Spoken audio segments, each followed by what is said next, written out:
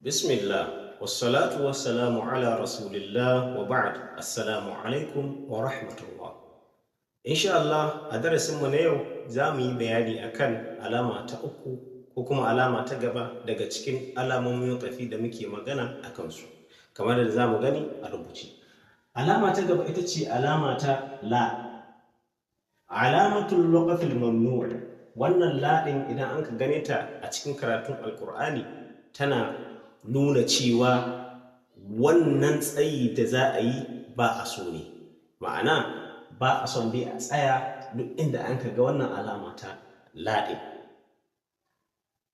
Misali, inda Allah subhanahu wa ta'ala yake cewa a cikin suratul mudaththir, wa ma ja'alna ashaban nari illa mala'ikatan وما جعلنا عدتهم إلا فتنة للذين كفروا.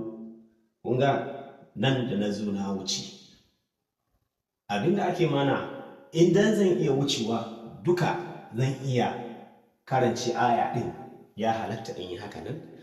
Amma idan kila shidata ba za ta iya ɗaukar ayar gabaki ɗaya ba, ina karantawa kila nan وما جعلنا أصحاب النار إلا ملائكة سنجي شيئا دوكي أسي نتسايا.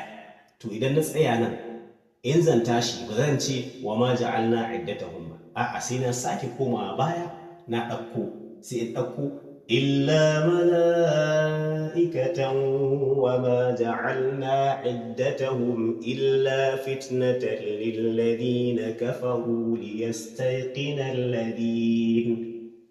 ليستيقن الذين أوتوا الكتاب ويزداد الذين آمنوا إيمانا ولا يرتاب الذين أوتوا الكتاب والمؤمنون وليقول.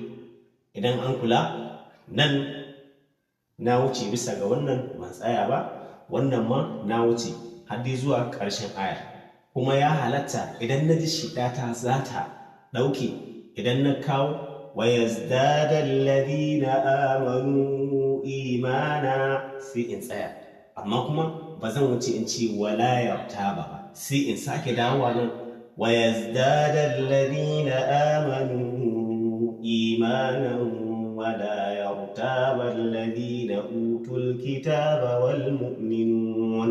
Nan ma sai in tsaya, idan na ji shedata za ta ɗauki sai in sake dawowa, amma in na tsaya din ba wucewa zai yi in ce wali ya kula ladina har zuwa ƙarshen aya ba, sai dai na sake dawowa wal mu'minuna wali yaqul har zuwa ƙarshen aya. Abinda nake so a fahimta anan shine ita wannan alama ta laɗe tana da fa'idantar da alama ce wadda ba a yin waƙafi a wurin.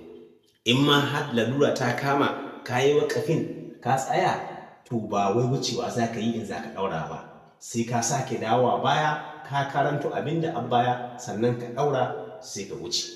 Insha Allah ta'ala nan dakata. Wassalamu alaikum wa rahmatullah.